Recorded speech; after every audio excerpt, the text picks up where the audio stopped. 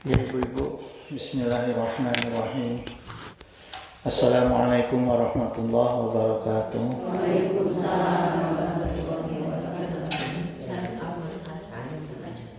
Alhamdulillah allazi khalaqa zamana wa fadala ba'dahu ala ba'din fahassa ba'du suhuri wal ayam. Ahmaduhu subhanahu wa ta'ala wa askuruhu. Wassalatu wassalamu ala sayyidina Muhammadin wa ala alihi wa ashabihi wa salim tasliman katsira. Raditu billahi rabba wa bi islami dina wa bi Muhammadin nabiyya wa rasula. Amma ba'du. Hadratal muhtaramat huma ila hadrati kiram min jami'i asatijah wal muhtaram umahatu musallina allazi yahduruna fi majlis ta'lim aisan hafizakumullah wa riakum. Ayuhal umahat, ayeuna urang kupas mengenai Rajab aja ya. Sekarang mah bulan Rajab. Jadi gini ibu-ibu, saya bacakan dulu sebuah hadisnya. Wa qala Nabi sallallahu alaihi wasallam, la taqumu sa'atu hatta yu'badu ilmu, gitu. Ya. Tidak akan terjadi hari kiamat sampai yu'badu ilmu, hilangnya ilmu. Ya. Artinya hilangnya ilmu itu apa? Ulama husnun, kan ulama itu ada dua nya, aya husnun, aya su'un, ulama baik sama ulama jahat. Nah, ketika ulama-ulama husnun itu sudah tidak ada penggantinya, maka itu menjelang kiamat. Ya, kayak gini, ibu-ibu sekalian, kita nggak usah lihat-lihat jauh-jauh dari Rasulullah lah, dari yang dekat aja. Kakeknya Gus Dur teh saha? Syekh Hadratus Syekh Hasyim Asy'ari ya. Kakeknya Gus Dur. Sampai sekarang ada enggak penggantinya? Enggak ada. Enggak usah jauh, yang dekat lagi, Kiai Haji Asbullah, ada enggak penggantinya? Enggak ada. Haji Amin Abdul Karim ada enggak? Nah. Anu diuk di dieu anakna mantuna. Mantuna. Ya, itu adalah ciri-ciri kiamat. Sudah mendekatnya kiamat, gitu. Kalau pahlawan ada istilah mati satu tumbuh 1000. Kalau ulama husnun mati 1000 belum tentu tumbuh. Ya. Nah itu, Bu. Jadi kita harus memperhatikan, mau menganalisa kejadian-kejadian di alam dunia ini supaya kita bisa ngeh ya, bisa sadar terhadap apa yang akan terjadi, gitu. Yang kedua, sabda Rasul itu wa taksura zalazilu, gitu ya. Artinya yang kedua itu banyak kiamat. Menjelang kiamat itu banyak gempa. Zalazilu itu gempa, ya. Terakhir saya dengar di TV itu, saya saksikan gempa di Jepang. Cianjur udah pernah ngerasain, ya. Itu salah satunya, Bu, yang kedua. Yang ketiga itu wayat taqarrabaz, ya, zamanu. Qarib itu artinya apa? Dekat. Sudah dekatnya waktu. Artinya dekatnya waktu itu enggak berasa. Kita perasaan pernah saya duduk di sini menyampaikan masalah Rajab, sekarang sudah Rajab lagi. Sebentar lagi Ramadan Idul Fitri lagi, ya. Nggak kerasa kan, Bu, ya? Waktu. Nah, yang bahaya itu kalau nggak kerasa sudah manrobuka lagi, ya kan? Nah, makanya. Nah inilah, Bu, hikmahnya kenapa hanya Islam Satu-satunya yang ibadahnya sehari 5 kali. Supaya apa? Supaya ingat waktu.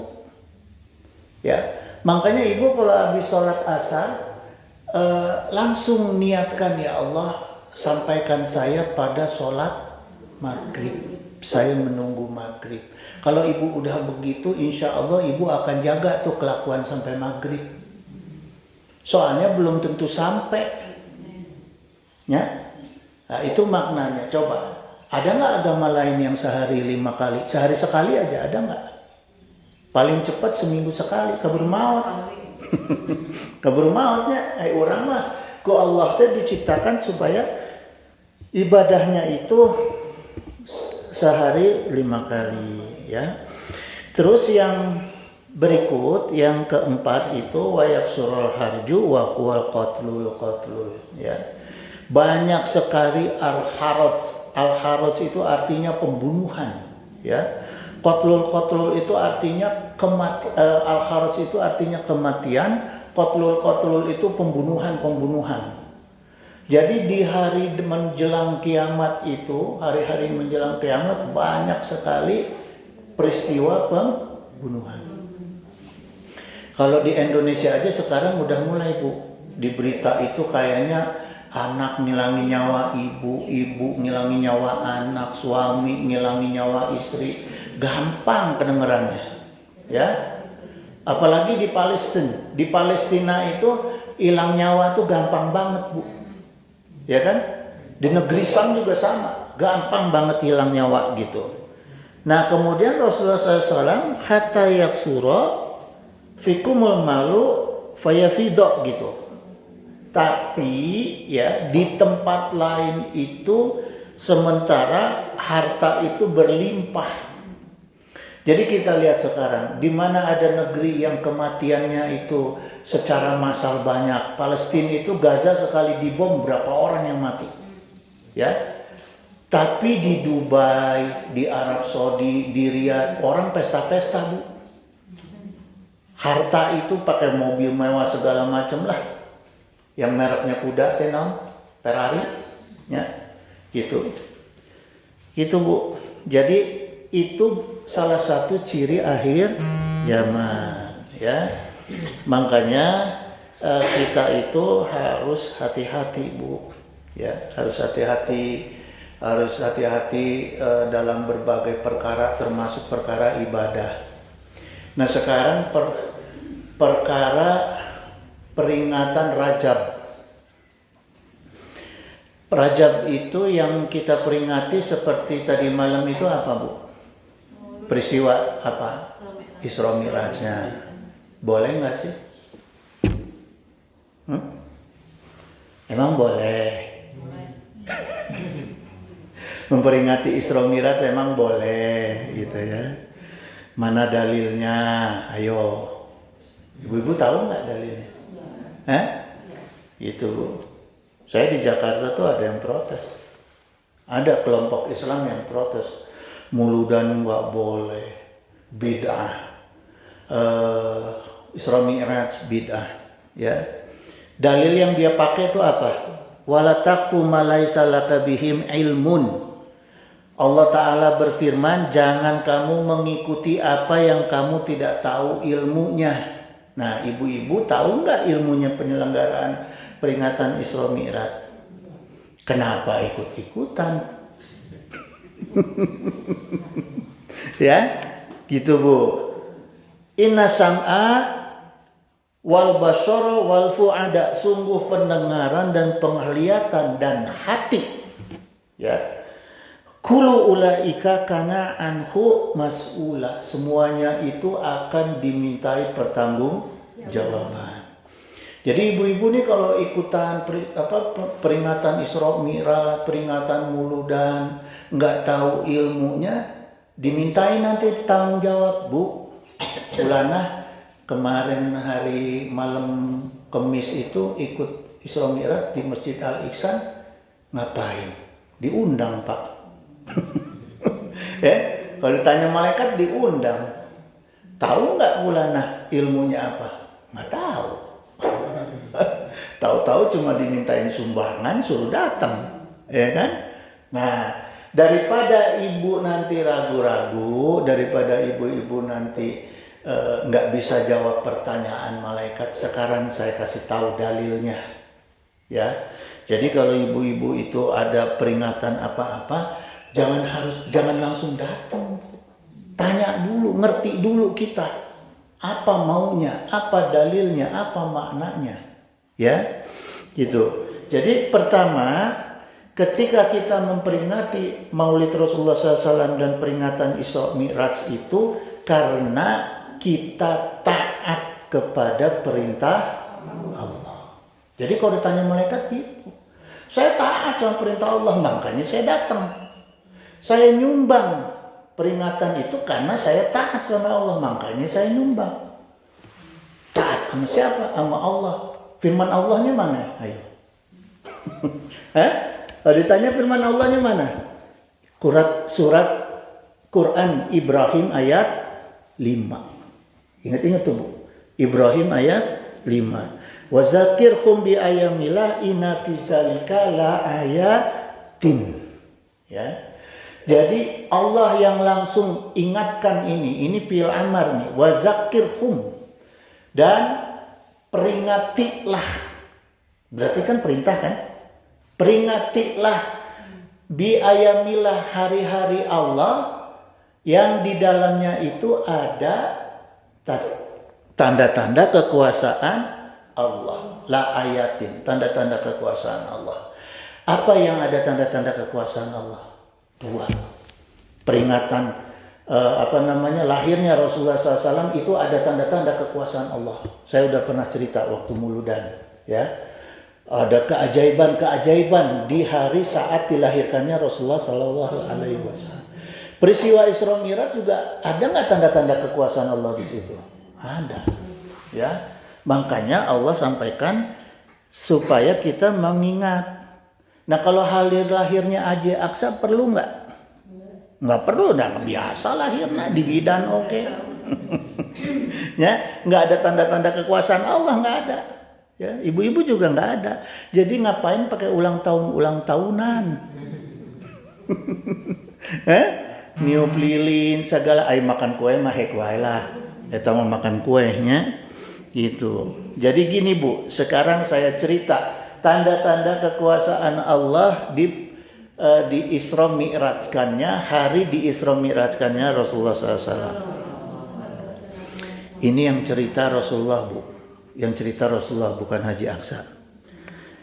Yang meriwayatkannya Abu Zar, ya, karena Abu Zar yuhadizu. Abu Zar rahimahullah itu menceritakan, ya, ana Rasulullah SAW, bahwa Rasulullah SAW itu bersabda, furija an sakfi baiti wa ana bi Makkah. Jadi Rasulullah SAW itu menceritakan kepada kita bahwa terbuka sakofi itu apa? Atap. Baiti, atap rumahku itu terbuka, kata Rasul.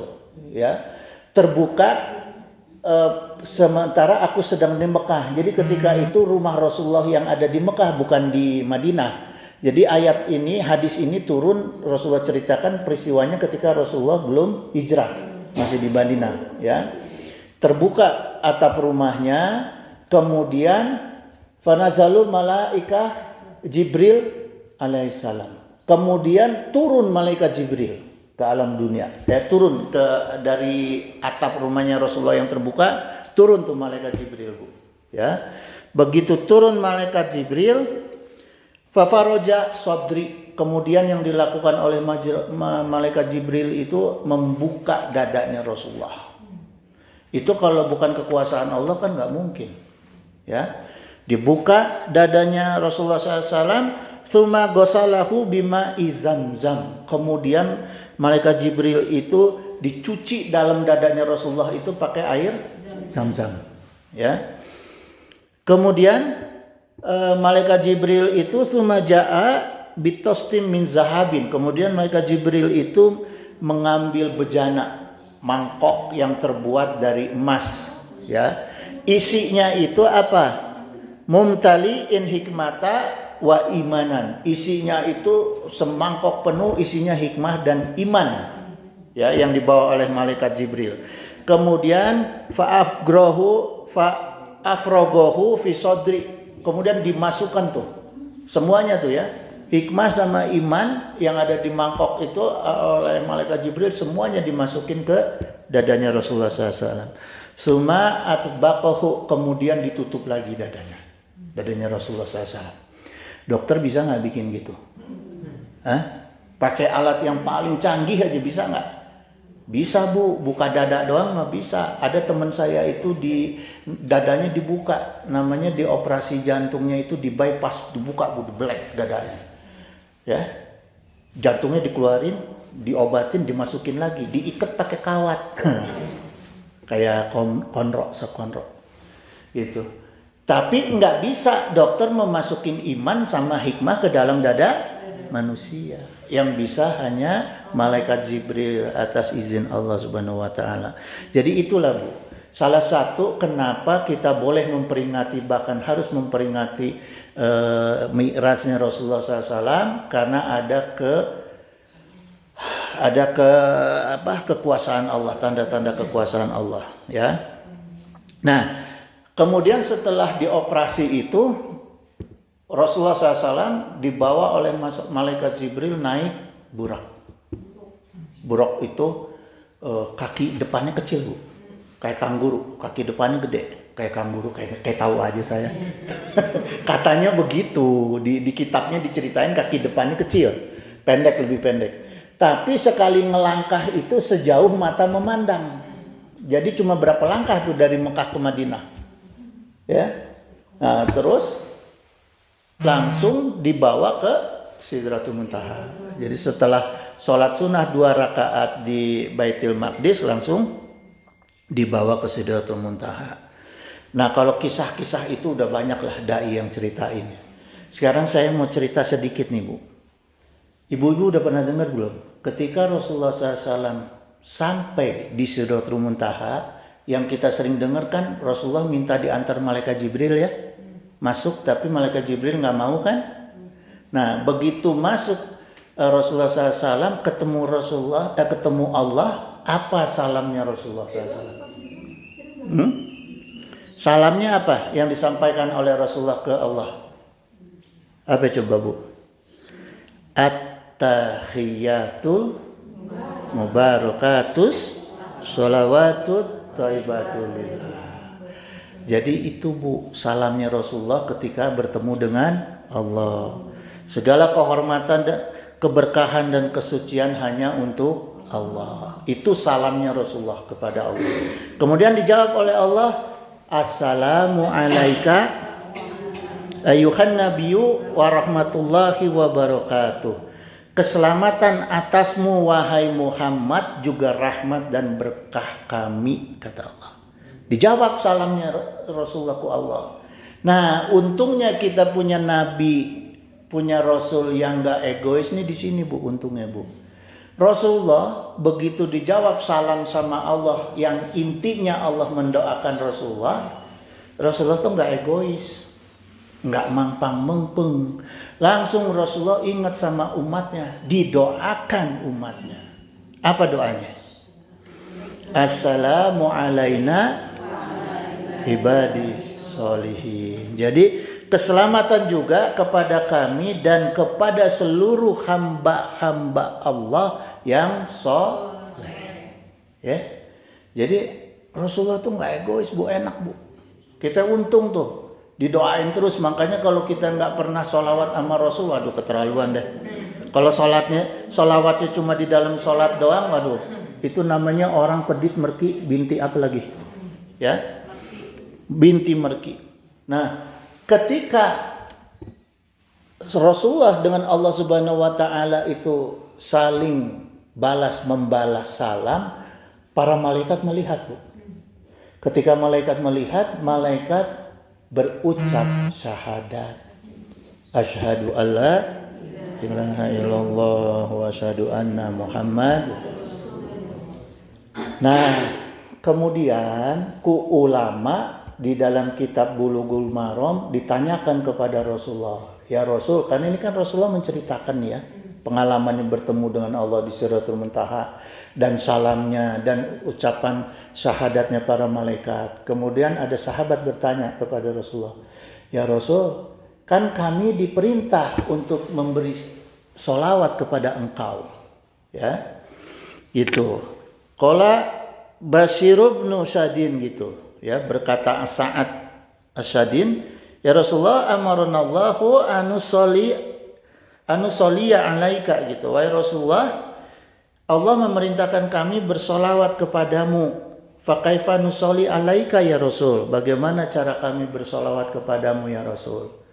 Nah, Rasulullah membayangkan ini bacaan yang awal tadi, balas-balas salam dan syahadatnya para malaikat ini kan akan dijadikan di dalam bacaan sholat tahiyat, ya.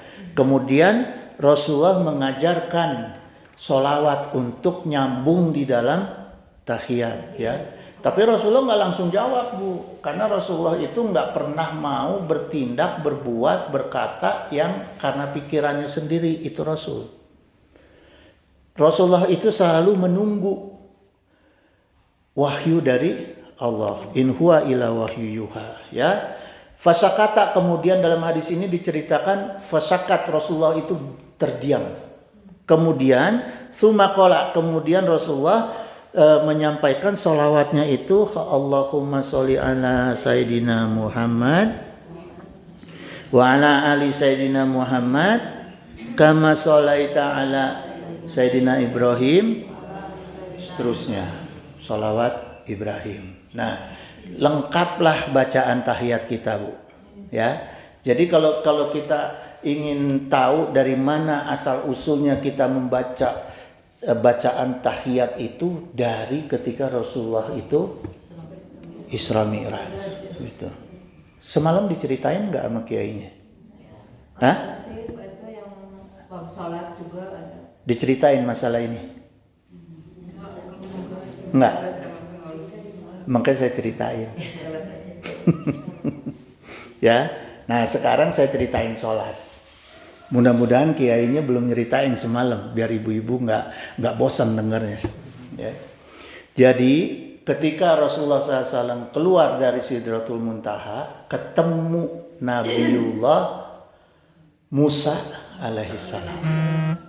Ketemu Nabi Musa, ditanya sama Nabi Musa alaihissalam, Muhammad, karena junior kan, Muhammad, apa oleh-oleh dari Allah? Perintah sholat. Berapa rakaat? 50 rakaat. Nggak bakal mampu umat antum. Umat ana aja, tuh orang Israel, Bani Israel, orang ana yang katanya kuat ibadah, 5 kali aja nggak mampu. Balik lagi ke Allah minta keringanan. Terus bolak-balik 5 turun 5 sampai terakhir 5 waktu sehari. Udah terakhir 5 waktu, Nabi Musa masih ngomong sama Rasulullah, ya Muhammad, mau sanggup umat ente mah minta di diskon tak lamun Rasulullah hari tak balik deui moal aya salat urang. Ya, tapi disitulah Rasulullah akhlaknya. Rasulullah malu sungkan pada Allah, sehingga Rasulullah SAW menolak, ya, menolak usulannya Nabi Musa alaihissalam gitu. Nah, kemudian ibu-ibu sekalian, ketika Islam datang, Rasulullah SAW menamakan bulan Rajab itu dengan Rajabil Asoba, ya, dan Rajabal Asomu. Rajabil Asoba itu apa? Bulan yang setiap pagi Allah limpahkan lebih banyak rahmat. Jadi di bulan Rajab ini ibu-ibu kalau bisa dari subuh itu jangan ada yang tidur, Bu. Sampai selesai waktu duha. Jam 11 lah. Ya, jangan ada yang tidur. Jagain tuh rahmat Allah. Kalau bisa sholat duha, ya. Pokoknya banyakin ibadah lah, karena itu rahmat Allah sebanyak-banyaknya turun di pagi hari pada bulan Rajab, ya. Terus yang kedua adalah Rajabul Asomu, bulan yang dilarang berperang. Jadi maknanya di dalam bulan Rajab ini kalau bisa ibu-ibu tahan tuh. Jangan bawelin suami. Jangan marah-marah sama suami, tahan aja udah. Nuhun gogoda gitu Gitu. Jadi karena apa? Karena Rasulullah SAW itu memerintahkan di bulan Rajab itu supaya tidak ada perang sekalipun dengan kaum musyrikin, Wa yaqulul asamu li annahu nuhiya fihi an qitalil musyrikina. Jadi dinamakan Rajab al-Asamu itu karena dilarang berperang di dalamnya sekalipun dengan kaum musyrikin gitu. Jadi harus lebih banyak tahan emosi, Gitu, Bu. Nah, bulan Rajab itu adalah salah satu bulan haram. Kemudian, Bu, di peristiwa Isra Mi'raj itu Rasulullah kan pergi tuh ke langit Rasulullah lihat itu ada sungai, Bu. Sungai itu yang airnya mengalir itu rasanya manisnya lebih manis dari madu. Sejuknya lebih sejuk dari air kulkas lah cek urang aya namanya. Lebih harum dari minyak wangi. Aya teh sungai di urang nu kitu. Teu aya, Terus Rasulullah bertanya kepada malaikat Jibril, "Ya Jibril, itu sungai Allah ciptakan untuk siapa?" Kata Jibril, dijawab oleh malaikat Jibril, untuk orang-orang yang membaca salawat kepada engkau di bulan Rajab. Jadi di bulan Rajab perbanyaklah membaca salawat. Ibu dapat sungai itu, Bu. Enak kan di surga kita?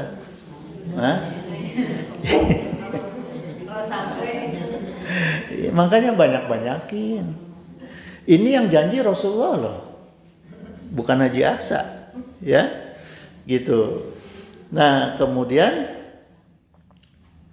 di bulan Rajab ini selain kita doa yang biasa kita sampaikan doanya itu Allahumma barik lana fi Rajaba Sya'ban wa balighna Ramadan. Ada kepentingan di bulan Rajab, Bu, yang jangan sampai dilewatkan. Yaitu ngalap barokah dari orang tua. Kalau bisa cium tangan sama orang tua. Kalau nggak ada orang tua ziarah kubur sama orang tua, Sedekah jariah atas nama orang tua. Kalau orang tua udah pada nggak ada, Jadi ngalap barokah dari sebanyak-banyaknya selain daripada Rasulullah dari orang tua. Kemarin saya pulang dari rumah sakit udah capek, Bu. Udah capek, macet jalan. Tapi ingat bulan Rajab, saya bilang sama Bu Haji, mampir kita ke Tebet. Ke rumah ibu saya. Cuma pengen cium tangan doang, udah. Dengerin ibu saya cerita. Saya gak ngomong apa-apa, dengerin cerita. Cium tangan, udah pamit pulang. Karena ingat ini hadisnya atau perintah, bukan hadis, maaf, perintah ulama. Gitu. Gitu, Bu. Jadi ingetin, Bu, ke anak-anak tuh, mumpung bulan Rajab, harus bakti sama ibu, ingetin, bukan kita minta dihormat, enggak, kita mau menyelamatin anak kita, Bu, harus mau tuh cium tangan sama kita, gitu, kita ajak ziarah ke makam orang tua, Kemudian, Bu, semua ibadah itu pondasinya adalah ikhlas. Kalau saya cerita banyak tadi tentang keutamaan bulan Rajab, boleh nggak kita itu ikhlasnya itu karena mengharap hadiah dari Allah? Boleh. Yang nggak boleh itu mengharap dari selain Allah. Itu yang nggak boleh gitu. Kemudian gini, Bu, pertanyaan saya nih, Bu. Salah satu harapan kita itu di dunia maupun di akhirat itu adalah mendapatkan nikmat surga. Ada nggak surga di dunia? Ayo, ada nggak? Kita mau masuk surga harus mati dulu kan ya? Berarti ada nggak di surga di dunia? Surga dunia. Ada Syekhul Islam Ibnu Taimiyah. Beliau berkata begini, Inna hunaka jannata fi hazal alami. Sungguh ada surga di alam dunia ini. Famalam yadkhulul jannata fi hadzal alam, siapa yang tidak masuk surga di dunia ini, falan yadkhulul jannata fil akhirati, maka dia tidak akan pernah mendapatkan atau tidak akan pernah masuk surga di akhirat, Bu. Jadi kita jangan merasa nunggu mati, taubatnya nanti ntar mati, enggak. Ada surga di alam dunia. Surga di alam dunia itu apa, Bu? Kalau kita nggak dapatkan surga di alam dunia itu, maka kata Syekhul Islam tidak akan dapat surga di akhirat. Apa, Bu, surga di alam dunia? Hah? Yang kita kenal istilah surga, jannah itu fi dunia apa coba? Hah? Baitir? Rumah di rumah. Baitir jannati. Ini kalau saya jelasin luas. Surga yang sesungguhnya itu ada di rumah. Kalau ibu sama bapak sama anak-anak, rumah ibu itu adem, ayem, saling doakan, saling hormati, saling ngajak ibadah. Surga enggak itu? Surga. Kalau bentar-bentar garpu ame piring berantem. Gelas terbang, bukan piring terbang, gelas terbang, centong melayang. Gimana itu? Surga enggak itu? Kalau udah kejadiannya kayak gitu, bisa nggak dapat surga di akhirat? Nggak bisa. Si bapak pasti akan keluar rumah mulu, udah keluar rumah mabok mulu karena pusing di rumah. Udah mabok nyandung lagi. Udah nyandung bininya ngamuk, lupa sholat. Pada masuk surga nggak tuh? Anak berantakan. Jadi ibu kalau mau menciptakan surga di akhirat, ciptakan surga di rumah ibu. Itu kuncinya, Bu. Makanya kata ulama yaitu innahunaka jannata fi hadzal alam, yaitu baiti jannati. Gitu, Bu ya. Nah, kemudian gini, Bu.